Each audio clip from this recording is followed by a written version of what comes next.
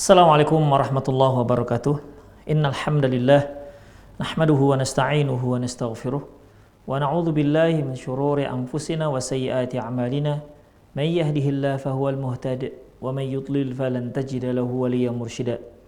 Asyhadu la ilaha illallah wahdahu la syarika lah wa asyhadu anna Muhammadan 'abduhu wa rasuluhu alladzi la nabiyya ba'dah. Wa qala Allah subhanahu wa ta'ala يا أيها الذين آمنوا اتقوا الله حق تقاته ولا تموتن إلا وأنتم مسلمون وقال عز من قال يا أيها الذين آمنوا اتقوا الله وقولوا قولا سديدا يصلح لكم أعمالكم ويغفر لكم ذنوبكم ومن يطع الله ورسوله فقد فاز فوزا عظيما يا أيها الناس اتقوا ربكم الذي خلقكم من نفس واحدة وخلق منها زوجها وبث منهما رجالا كثيرا ونساء واتقوا الله الذي تساءلون به والأرحام إن الله كان عليكم رقيبا أما بعد إن أصدق الحديث كتاب الله وخير الهدي هدي محمد صلى الله عليه وسلم وشر الأمور محدثاتها وكل محدثات بدعة وكل بدعة ضلالة وكل ضلالة في النار.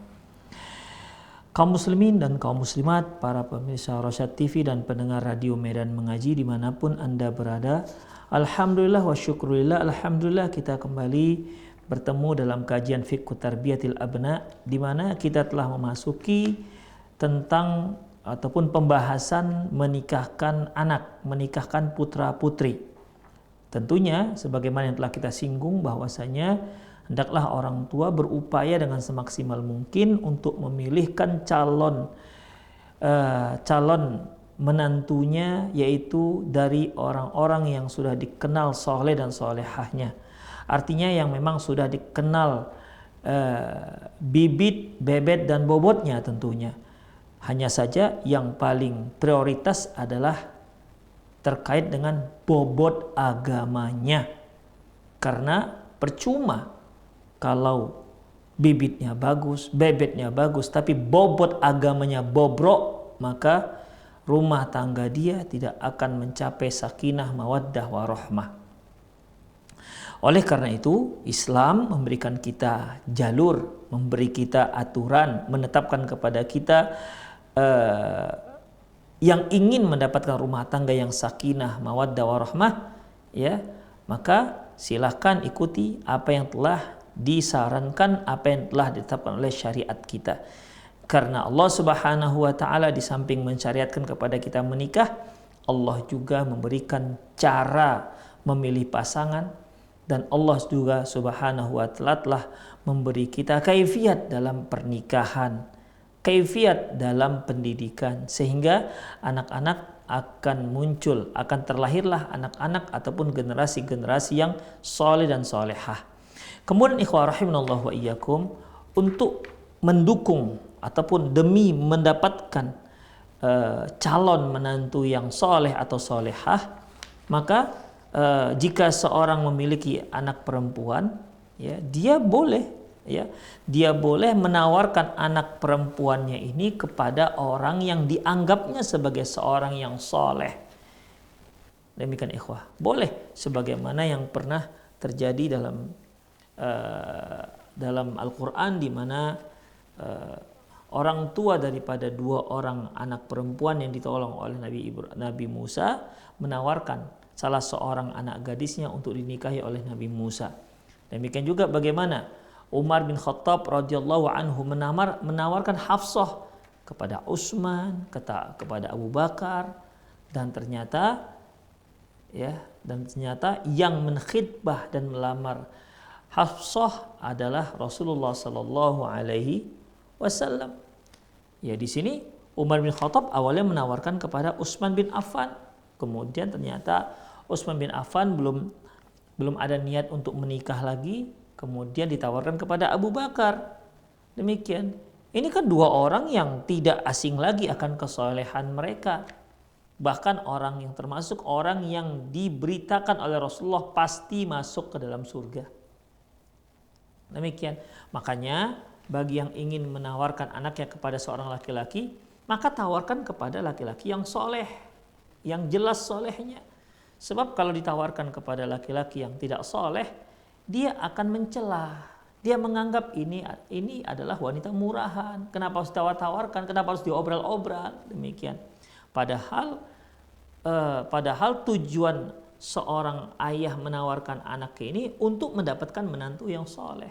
Demikian. Agar dia tidak direbut oleh mungkin wanita lain misalnya. Dia tahu ini kualitas baik ini. Maka boleh kita menawarkan anak gadis kita kepada orang tersebut. Demikian ikhwah, a'azinallahu ayyakum. Ya.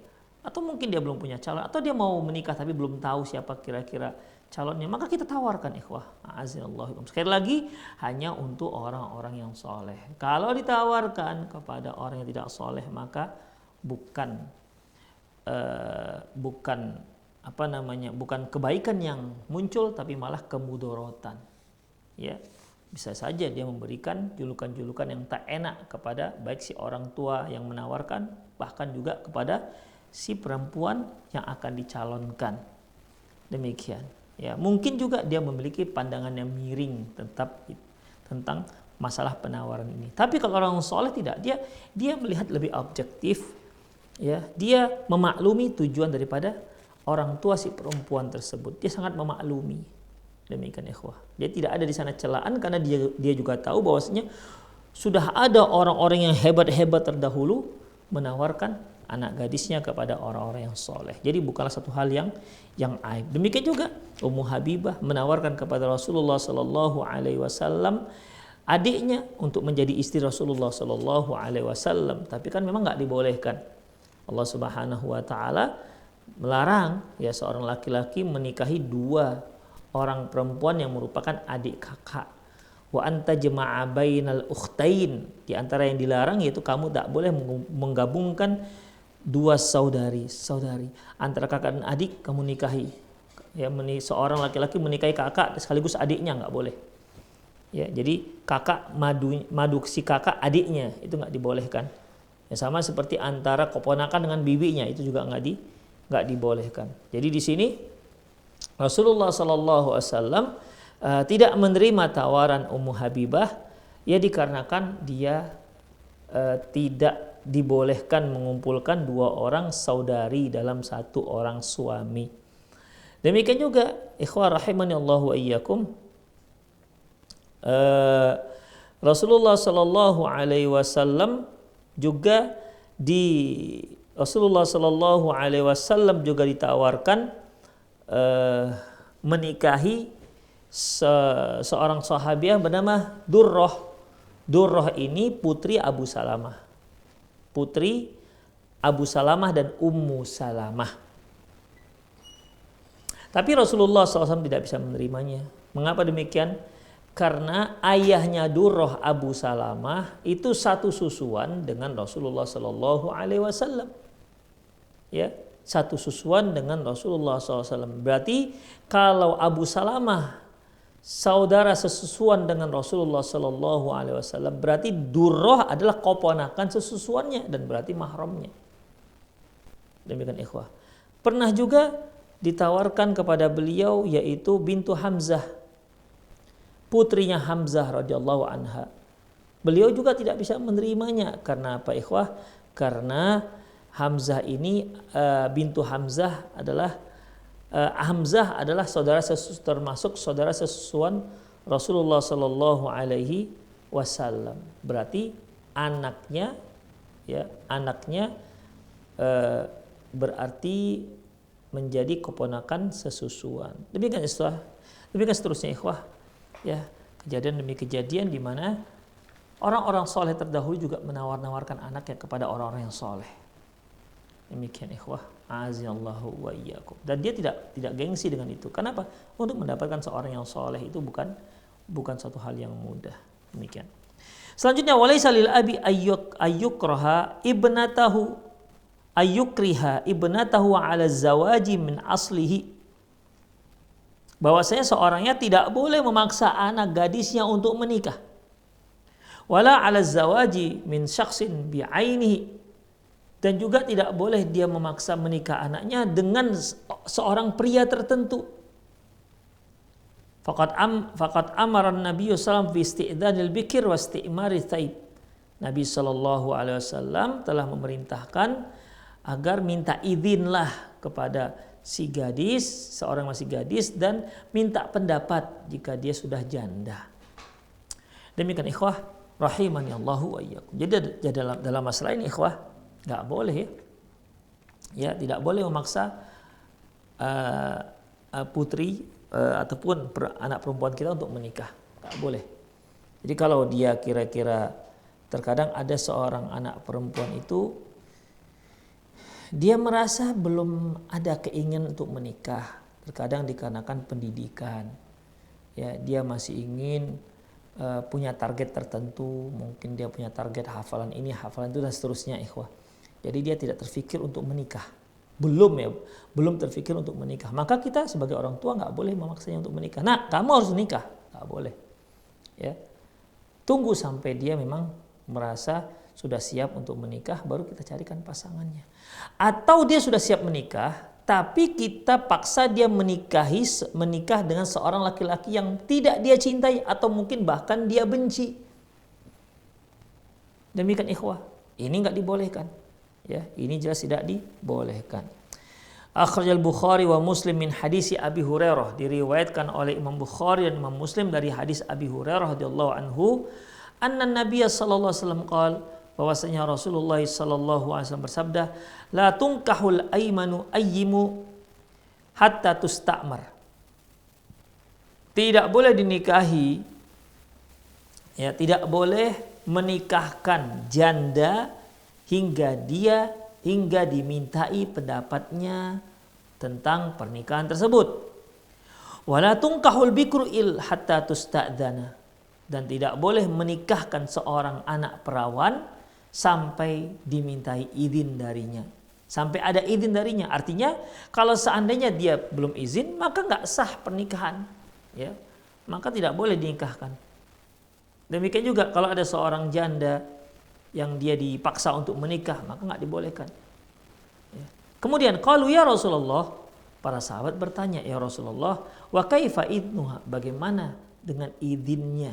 Artinya seorang wanita yang masih perawan, yang belum pernah menikah, di sini disebutkan sampai dia memberi izin. Terus bagaimana izinnya si wanita seperti ini? Karena ikhwah, sebagaimana yang mungkin pada waktu itu seorang wanita kalau diajukan apakah dia mau menikah atau tidak, itu mereka umumnya tidak ngomong. Karena adanya rasa malu yang cukup dalam pada waktu itu. Sehingga mereka nggak berani katakan iya mau. Bagi mereka itu satu hal yang gimana begitu. Nah, demikian ikhwah. Makanya Rasulullah SAW mengatakan bahwasanya untuk mengetahui apakah si wanita ini izin atau tidak, kalau dia masih gadis, lihat saja. Kalau dia diam aja, itu tanda-tanda dia sudah ridho. Dia sudah ingin untuk dia sudah mendapat izin dia sudah memberikan izin untuk dinikahi. Demikian ikhwah. Sebab wanita yang bikr, wanita yang masih perawan, ketika dia nggak suka, dia akan dengan sangat gamblang mengatakan, ya saya tidak suka dengan dia. Tapi kalau dia ditawarkan, dia diam saja, apalagi tambah senyum-senyum begitu kan, senyum-senyum mesem-mesem begitu. Ah, itu tanda-tanda bahwasanya dia memang mau dinikahkan.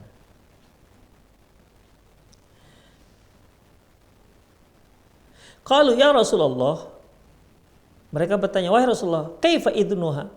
Bagaimana izinnya? Qala antaskuta. Izinnya si wanita, maksudnya yang masih gadis, cukup dengan diamnya.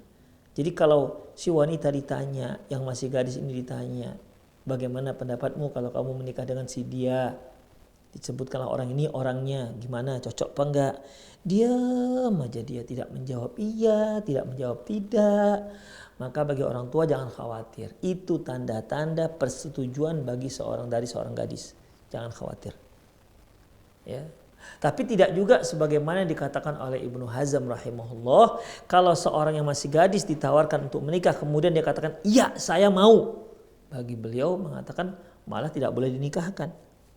Ya, karena zahir hadis, diamnya seorang gadis itu tanda-tanda persetujuan. Maka kita katakan ya enggak seperti itu. Artinya diamnya saja itu sudah menjadi persetujuan. Apalagi kalau langsung dengan tegas dan jelas dia mengatakan mau. Nah, kamu mau ya menikah, kamu mau ayah nikahkan dengan si fulan, dia diam aja. Ya tidak mengatakan iya mau, tidak mengatakan tidak. Yang seperti ini saja sudah menunjukkan bahwasanya tanda-tanda bahwasanya dia mau dinikahkan dengan pria tersebut. Kalau dia tidak mau, dia akan menyanggah, gak mau begitu. Nah, demikian ikhwah rahimani Allahu wa iyyakum. Jadi kalau diamnya itu saja sudah merupakan persetujuan, bagaimana kalau dia bicara, ya lebih mantap lagi. Bahwasanya dia lebih mau. Kamu mau nikah dengan dia, nak? Mau kali ya, Masya Allah ya. Kenapa nggak dari dulu misalnya begitu kan? Ya, maka ya lebih bagus lagi, artinya lebih jelas lagi bahwasanya si perempuan ini memang benar-benar dia suka dengan laki-laki pilihan ayahnya. Demikian ikhwah. Jadi bukan berarti kalau dia diam maka dibolehkan, kalau dia malah mengatakan iya maka dibatalkan, enggak seperti itu.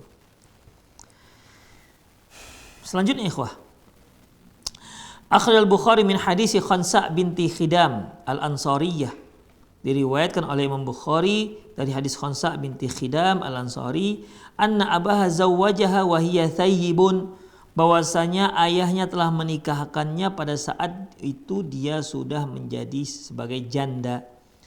Fakarihat dzalik, ternyata si janda, anaknya, putrinya tak suka dengan pilihan ayahnya. Fa'atat Rasulullah sallallahu alaihi wasallam, lantas dia pun pergi mengunjungi Rasulullah sallallahu dan bertanya tentang masalah ini. Gimana ya Rasulullah, saya dijodohkan oleh ayah saya dengan seorang laki-laki yang saya tak suka. Ya, dengan seorang laki-laki yang saya tidak suka. Lantas apa kata Rasulullah? Faradda nikahaha, maka akhirnya pernikahan itu pun dibatalkan. Demikian ikhwah. Summa inna tazwijaha min shakhsin la tuhibbuh qad yufsidu 'alaiha ma'isyataha. Kemudian apabila seorang gadis menikah dengan seorang laki-laki yang tidak dia cintai, ini bisa merusak kehidupan si perempuan. Bagaimana mungkin dia terus berbarengan dengan orang yang tidak dia cintai sama sekali. Wa qad yufsidu 'alaiha dinaha, bahkan bisa merusak agamanya. Wa dzalika likauniha lan taqna'a bihi. Walidzalik, oleh karena itu, likauniha lan taqna'a bihi, karena dia belum bisa menerima laki-laki tersebut. Wa man thamma satattajihu bi basariha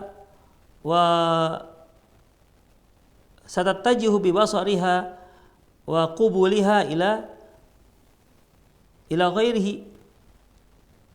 Ya, dengan demikian si perempuan ini nanti akan dia malah mengalihkan pandangannya, bi basariha wa qalbiha, akan mengalihkan pandangannya dan hatinya kepada yang lain.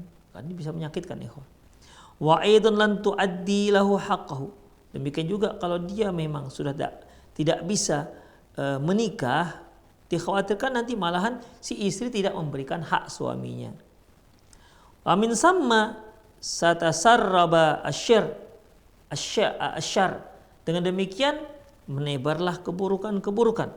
Wa yantashirul fasad fil bait, hingga akhirnya rusaklah rumah yang ada, sehingga rusaklah rumah. Wa tajidu mughadibat mustamirrah wal muskilatu qa'imah. Dengan demikian orang-orang tajidu al-mughadibat, dengan al-mughadibat, oleh karena itu kamu akan melihat kamu akan dapati yang namanya kemarahan terus muncul, ketidaksukaan, kejengkelan itu terus muncul, ya. Dan permasalahan juga terus silih berganti akan datang. Wa kullu hadza min syu'umil ma'siyah. Ini semua dikarenakan kesialan daripada kemaksiatan. Wal mukhalafatu li Rasulillah sallallahu wa mukhalafati Rasulillah sallallahu dan menyelisihi sunnah Rasulullah sallallahu alaihi wasallam. Demikian ikhwah. Jadi dalam masalah ini janganlah seorang itu dipaksa untuk menikah. Ya. Jadi kesimpulannya bagi seorang ayah, jangan memaksa anaknya menikah. Dan juga jangan memaksa anaknya untuk menikahi seseorang yang kita inginkan. Jangan mereka dipaksa. Ya. Kecuali kalau mereka sudah izin. La tungkaha at-thayyibah hatta tusta'mar wala bikr wala tungkahu al-bikr, dan juga anak yang masih perawan itu nggak boleh dinikahkan hatta tastamira biha, ya, hatta tasta'din, hingga kamu minta izin kepada dirinya. Jadi nggak bisa menikahkan gitu aja, ya. Baik. Kemudian ikhwah rahimanallah wa iyyakum. Selanjutnya,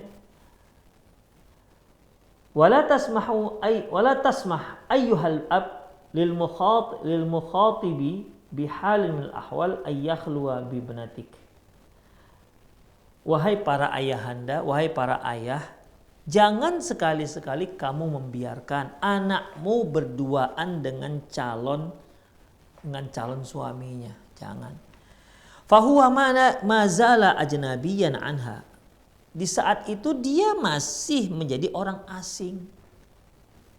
Ya, kalau di Indonesia misalnya sudah ada bertunangan, masya Allah, na'udzubillah min dzalik, berapa banyak orang yang bertunangan karena dianggap sudah direstui oleh dua buah keluarga dan sudah tunangan, akhirnya si laki-laki sering-sering membawa calon istri ini ke mana-mana dia pergi, berduaan seolah-olah dia sudah menjadi suami istri, padahal kalla, sama sekali tidak. Ya. Yang tunangan itu ikhwah, yang masih tunangan itu masih orang asing, ya, masih orang asing. La tahilu lahu khulwa biha, tak halal dia berduaan dengan laki-laki tersebut, dengan calon suaminya, karena ini masih calon menjadi suami. Dia hanya boleh berduaan jika sudah jadi suami. Tapi kalau masih calon itu belum. Sebelum adanya akad pernikahan, tak boleh seorang laki-laki berdua-duaan dengan wanita yang bukan mahramnya. Tak dibolehkan. Walaupun sudah disetujui oleh dua keluarga, setuju oleh masyarakat, setuju negara, tidak boleh. Tetap dia masih orang yang asing. Maka nggak boleh berduaan. Wala takhlu lahu khulwatan biha, tidak boleh berduaan dengannya. Wala yazalu massu yadaha, wala yahillu massu yadaha, tidak boleh, tidak hal bagi dia memegang tangannya. Wala taqbiluha, demikian juga tidak boleh menciumnya. Wala yajuzu ayyusafira biha, dan juga tak boleh bersafar dengannya, karena sesungguhnya itu bukan mahramnya. Demikian ikhwah rahimanallah wa iyyakum. Oleh karena itu bagi para ibu, para bapak yang masih memiliki anak gadis, jangan dibiarkan anak gadisnya berduaan dengan mungkin atas nama teman sekolah atau mungkin atas nama teman kuliah. Ada seorang laki-laki datang ke rumah untuk menjemput anak ibu atau anak bapak, misalnya dijemputlah dia. Mau kemana nak? Untuk belajar bareng misalnya, tapi dijemput, dibonceng. Atau dijemput dengan mobil, berdualah mereka dalam mobil. Ini enggak dibenarkan, ikhwah rahimanallah wa iyyakum. Jadi seorang ayah hendaklah perhatikan ini semua, jangan membiarkan anak gadisnya seperti itu. Bahkan kalau dia pun anak ada yang janda, jangan biarkan seperti itu. Katakan kepada dia, kamu tidak boleh berduaan dengan laki-laki ini sampai benar-benar dia menjadi suamimu. Bal yajuzu lahu ayyatruka wa yatazawwad bi ukhtiha. Bahkan laki-laki ini, ya, boleh dia meninggalkan calonnya yaitu si kakak, lantas dia beralih kepada si adik, dibolehkan. Wa kadza fantabih ayyuhal ab, maka perhatikanlah wahai para ayah. Summa ma yudrika la'allahu ya'bathu biha summa yatrukuha musyahhirun biha. Bisa saja orang ini, ya, mayudrika la'alla, bisa saja dia ini sebenarnya hanya bermain-main dengan putrimu, lantas dia tinggalkan dan dia viralkan aib si wanita ini. Fa iyyaka an tata'adda hududallah. Hati-hati kamu jangan sampai melampaui batasan Allah Subhanahu wa taala. Jangan sampai melewati batasan Allah Subhanahu wa taala. Iyyaka alla an tantahika maharimallah. Hati-hati jangan sampai engkau melanggar apa yang diharam oleh Allah Subhanahu wa ta'ala. Jadi ikhwah rahimanallahu wa iyyakum, sekali lagi bahwasanya hendaklah seorang ayah itu benar-benar mencarikan orang-orang yang soleh. Kalaupun seorang ayah dia ada anaknya di rumah, maka kalau dia sanggup dia carikan langsung untuk anak-anaknya ini yang soleh ataupun yang solehah. Demikian ikhwah rahimanallahu wa iyyakum. Udah. Kemudian kalaupun mereka sudah ada kecocokan, misalnya ada yang tukar cincin, misalnya ada yang janji nggak pakai tukar cincin tapi sudah janji dua keluarga bertemu, misalnya bertemu kemarin hari Ahad kemarin tanggal 22 ya, tanggal berapa itu, kemudian mereka sudah sepakat bahwasanya akad pernikahan akan dilangsungkan 3 bulan yang akan datang, maka selama 3 bulan ini mereka tidak ada hubungan apapun. Mahram tidak, apapun tidak. Jadi jangan sampai walaupun walaupun tidak ada cincin tunangan. Pokoknya keluarga sudah sepakat 3 bulan lagi kita nikahkan anak kita, misalnya. Jadi mereka yang akan menjadi calon mempelai laki-laki dan perempuan ini bukan berarti mereka menjadi setengah halal, nggak boleh. Dia tetap masih sebagai orang yang bukan mahram. Demikian, apalagi sampai pegang-pegang tangannya. Apa kata Rasulullah SAW? Li ayyuta an rajulu bi mikhyatin min hadid khairun min ayyamusal mar'ah. Sungguh engkau kepalamu ditusuk dengan jarum terbuat dari besi itu lebih baik ketimbang kamu menyentuh wanita yang bukan mahrammu. Demikian juga sabda Rasulullah sallallahu alaihi wasallam, la yakhluwanna rajulu bi imra'atin illa thalithu masyaitan. Tidaklah seorang laki-laki itu berkhalwat dengan satu orang wanita yang bukan mahramnya kecuali yang ketiganya itu pasti setan. Ini menunjukkan bahwasanya selama dia belum menjadi mahram, maka selama itu juga mereka masihlah dua orang yang asing. Jangan karena melihat dua keluarga sudah setuju, akhirnya mereka pun pergi barengan, seolah-olah bagaikan dua orang sepasang suami istri. Bahkan mungkin mesranya lebih kalah lagi para suami dan istri yang sah sudah pernikahannya. Romantisasi melebihi dari yang biasa, melebihi dari para pasangan-pasangan suami istri. Na'udzubillah min dzalik, enggak dibenarkan. Ya, tidak dibenarkan. Demikian ikhwan. Jangan biarkan, sekali lagi, jangan biarkan anak Anda ya berkhalwat berdua-duaan dengan wanita yang bukan, dengan laki-laki yang bukan mahramnya, termasuk dengan calon suaminya. Jangan dibiarkan. Demikian ikhwah rahimani Allah wa iyyakum. Kemudian juga jangan sampai kita itu melewati batas yang Allah Subhanahu wa taala gariskan. Kemudian walaysa libnatin antuzawwija nafsaha bighairi idni waliha. Demikian juga seorang anak perempuan tidak boleh dia menikahkan dirinya sendiri dengan tanpa izin wali. Liqauli Nabi sallallahu alaihi wasallam, berdasarkan sabda Nabi sallallahu alaihi wasallam, la nikaha illa biwali, tidak ada pernikahan kecuali dengan adanya wali. Hadis diriwayatkan oleh Imam Abi Daud dengan sanad yang sahih. Dalam hadis lain Rasulullah bersabda, ayyuma imra'atin, wanita mana saja, nukihat bi ghairi idnin waliha, jika dia dinikahi dengan tanpa seizin wali, ya, dengan tanpa seizin walinya, fanikahuha batil, maka pernikahannya batil. Sampai 3 kali, maka pernikahannya batil. Jadi ikhwan rahimanallahu wa iyyakum, ya, dari pembahasan ini jelaslah bahwasanya seorang wanita itu ya hendaklah dibantu dalam dia melangsungkan pernikahannya, carikan pasangan yang baik. Ya, adapun orang-orang yang hanya ingin bermain-main, ya hanya akan mengajak pacaran-pacaran begitu, maka tidak dibolehkan. Ya, hal itu tidak dibolehkan. Apalagi kalau sampai si anak menikah dengan pakai wali hakim sementara ayahnya masih ada, pamannya masih ada, maka ini juga tidak dibenarkan. Ikhwah rahimahullah. Semua. Kemudian ammal ibnu fahal li abihi ayyatadakhala fi zawajihi. Apakah seorang ayah boleh ikut campur dalam rumah tangga anaknya? Naam, ya.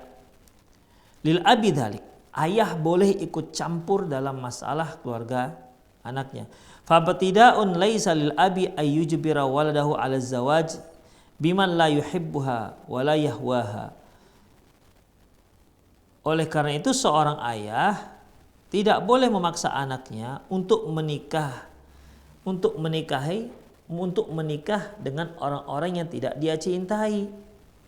Wala yahwa, juga tidak dia inginkan. Walaisa lil ibni kadzalik, demikian juga anak kecil juga tidak boleh seperti itu. Ya. Kadzalika ayyakhtara imra'atun yaqraha al-abu wa yabghuduha wa la yuhibbuha. Seperti seorang anak, seorang ibu, seperti ikhwah, seorang anak dipaksa oleh karena laisa lil ibni kadzalik ayyakhtara imratan yakrahuha al-ab. Ya, di samping ikhwah, perhatikan. Ayah tidak boleh memaksa anak laki-lakinya untuk menikah. Ya, ayah tidak boleh memaksa anak laki-lakinya untuk menikah. Sebaliknya gitu juga. Seorang anak laki-laki jangan sampai dia mencari calon istri yang dibenci oleh ayahnya. Terkadang benci itu ya dengan alasan benci terkait dengan suku bangsa, bisa. Atau juga terkait dengan mungkin perkampungannya, beda kampung misalnya. Demikian ikhwah rahimanallahu wa iyyakum. Jadi hendaklah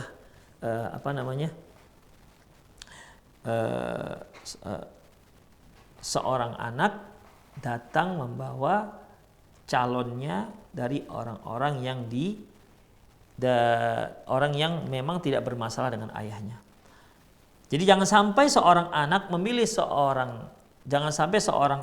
memilih seorang wanita yang dibenci oleh ayahnya dan dimurkai oleh ayahnya atau tak dicintai oleh ayahnya.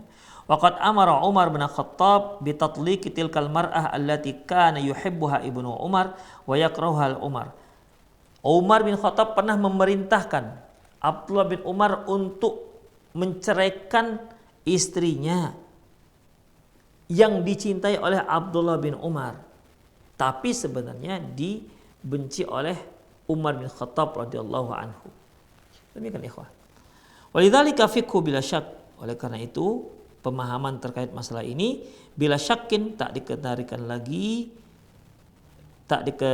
diragukan lagi, fayundhar ilal hamili lil walidi ala amri bitalaq. Maka dalam masalah ini hendaklah hendaklah kita mengetahui apa alasan si ayah. Apa alasan si ayah? Ala amri bitalaq. Karena dia telah mengikrarkan untuk memerintahkan untuk mencerai sang istri. Fa idza kana al-abu yara fi zaujati ibnihi mukhalafati syar'iyyati wa idha'atil hududillah, apabila seorang ayah melihat bahwasanya pada diri istri ataupun pada istri anaknya, apabila seorang ayah melihat bahwa menantunya yang perempuan ataupun istri anaknya ada melakukan hal-hal yang menyelisihi syariat atau tak mempedulikan batasan-batasan Allah, walam tujad ma'an nasahih, dan nasihat-nasihat pun tidak membuat dia menjadi baik, fahina in yuta' al-waladu abah fi amrihi bit talaq. Oleh karena itu, maka seorang anak tak perlulah dia mentaati ayahnya dalam masalah talak. Demikian ikhwah rahimani Allah wa iyyakum. Amma idza kana al-ab yuridu talaq zaujatu ibnihi lidiniha. Adapun jika seorang ayah ingin agar anaknya, anak laki-lakinya menceraikan istrinya dikarenakan bagusnya agama si istri. Misalnya si istri sudah pakai jilbab misalnya, besar. Jilbabers besar. Lantas si ayah mengatakan, udahlah ceraikan aja istrimu ini. Kenapa dia pakai jilbab-jilbab seperti itu besar-besar kali misalnya. Nah, itu alasannya. Alasannya disuruhkan cerai karena si istrinya memakai jilbab besar. Demikian. Auli tahfadhaha minal haram, atau si ayah menyuruh anaknya untuk menceraikan istrinya untuk menjaga si anak jangan sampai jatuh pada perkara yang diharamkan. Kemudian amtina'uha minal haram, atau agar ti anak tidak melakukan perkara yang diharamkan. Fala yuta'ul walid hina idin, maka dengan demikian si anak maka dalam masalah ini si anak tidak perlu mentaati si ayahnya, karena ayahnya menyuruh dia untuk menceraikan istrinya dengan alasan yang tidak syar'i. Fallahu yaqul, Allah mengatakan, wala tuti' man aghfalna qalbahu an dzikrina, janganlah kamu mentaati orang-orang yang lalai dari hati mereka untuk mengingat kami, wattaba'a hawa, dan mengikuti hawa nafsu mereka, wa kana amru furuta, dan sesungguhnya urusan mereka itu furuta, berlebihan. Wa amru tuqaddar biqadariha, dan semua umur itu sesuai dengan batasan-batasannya masing-masing.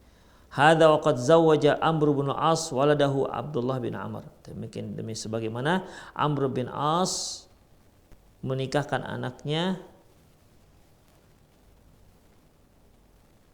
Qad zawwaja Amr bin As waladahu Abdullah bin Amr. Bahwasanya Amr bin As telah menikahkan anaknya yang masih anak-anak, ya. Telah menikahkan, bahwasanya Amr bin As menikahkan anaknya, anak kandungnya, yaitu Abdullah bin Amr. Demikian ikhwah rahimanallah.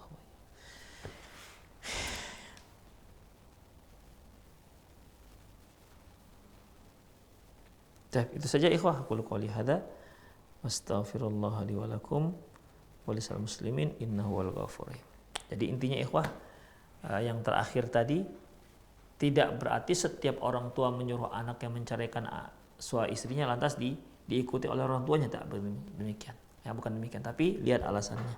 Kalau alasannya syar'i, taati orang tua. Tapi kalau alasannya nggak syar'i, maka jangan taati orang tua. Itu sih.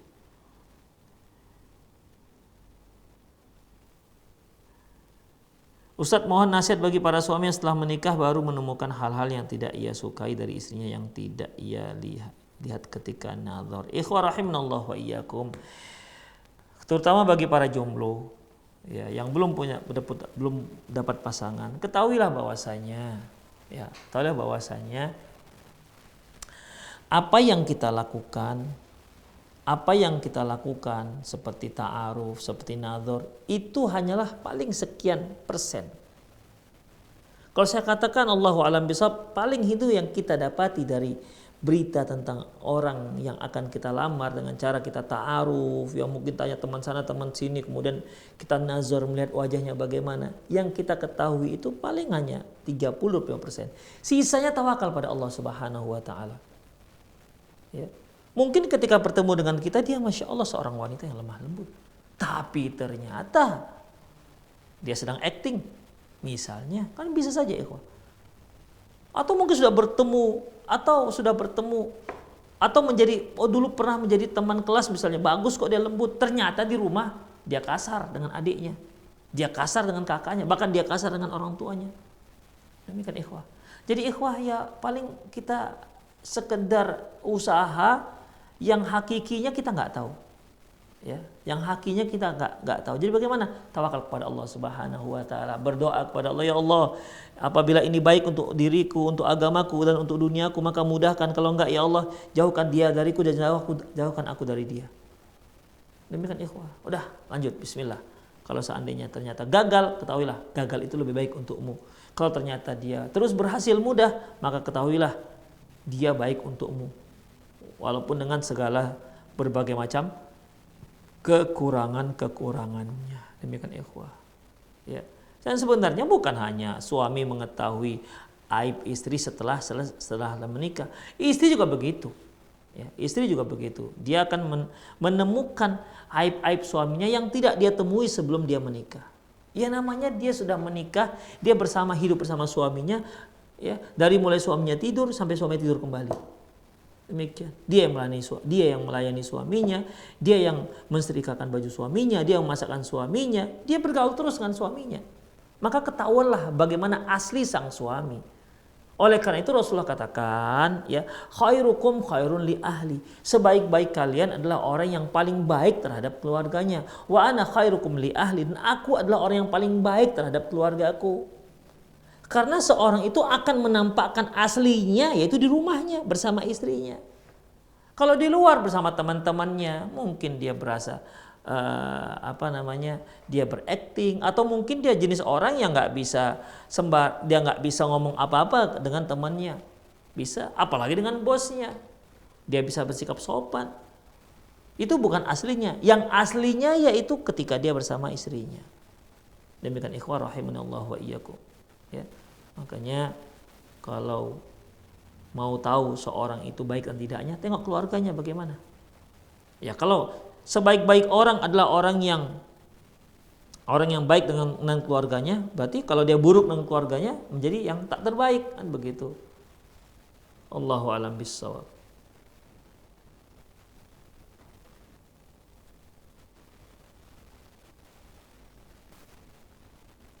Tidak ada lagi pertanyaan sepertinya nih.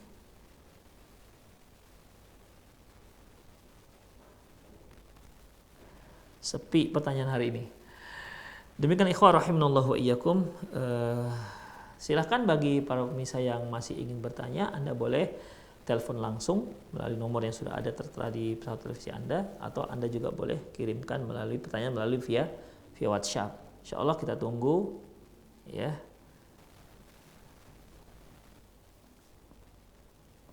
Silahkan para pemirsa jika ada pertanyaan, sekali lagi Anda bisa mengirimkannya ke nomor yang sudah tertera di pesawat televisi Anda. Baik. Assalamualaikum Ustadz, baiknya seorang anak itu tergantung didikan orang tuanya dan dengan siapa dia berteman. Mohon penjelasan Ustadz. Ikhwah rahimanallahu wa iyyakum. Rasulullah sallallahu alaihi wasallam mengatakan bahwasanya kullu mauludin yuladu al fitrah. Setiap anak itu lahir dalam keadaan fitrah, suci. Belum terkontaminasi dengan apapun, bersih, suci. Fa abawahu yuhawidanihi wa yumajjisanihi wa yumajjisanihi wa yunassiranihi. Kedua orang tuanya lah yang telah membuat dia menjadi Yahudi, yang telah membuat dia menjadi Majusi, dan telah membuat dia menjadi Nasrani. Orang tuanya lah yang telah mengotori dia. Ya, orang tuanya. Mungkin mungkin dikarenakan didikan orang tuanya yang salah, atau mungkin orang tuanya mendidik bagus tapi dibiarkan oleh orang tuanya bergaul dengan siapa saja sehingga dia meniru teman-temannya yang buruk. Ya. Demikian ikhwah rahimanallahu wa iyyakum. Kemudian juga pengaruh teman-teman, ya, bukankah Rasulullah mengatakan almar'u ma'adini khalilihi, seorang itu bersama agama temannya, teman dekatnya. Jadi kalau dia berteman dengan orang yang baik, tentunya dia jelas orang yang baik. Kalau dia berteman dengan orang jahat, berarti dia orang jahat. Karena as-sahib sahib, teman itu menyeret. Kalau temannya baik, dia akan menyeret si temannya ini ke tempat yang baik. Kalau dia temannya buruk, dia akan menyeret ke neraka. Demikian ikhwah rahimanallahu. Makanya hendaklah diperhatikan siapa temannya, dan juga orang tua hendaklah perhatikan dan maksimalkan memberikan pendidikan kepada anak-anak. Adapun kalau kita sudah maksimal namun ternyata si anak juga tidak mau lurus jalan hidupnya, maka Innaka la tahdi man ahbabta walakinnallaha yahdi man yasha. Sungguhnya engkau tidak bisa memberi hidayah kepada orang yang engkau cintai, tapi hanya Allah lah yang memberi hidayah kepada orang-orang yang diinginkan dan dikehendaki oleh Allah Subhanahu wa taala. Ikhwah, itu saja kajian kita, semoga bermanfaat. Lebih dan kurang mohon maaf. Aku qouli hadza wa astaghfirullah li wa lakum wa lisal muslimin innahu wal ghafurur rahim. Kita akhiri dengan doa kafatul majlis. Subhanakallahumma wa bihamdik asyhadu an la ilaha illa anta astaghfiruka wa atubu ilaik. Wa sallallahu ala nabiyyina Muhammad wa ala alihi wa ashabihi ajma'in wa akhir da'wana alhamdulillahirabbil alamin. Assalamualaikum warahmatullahi wabarakatuh.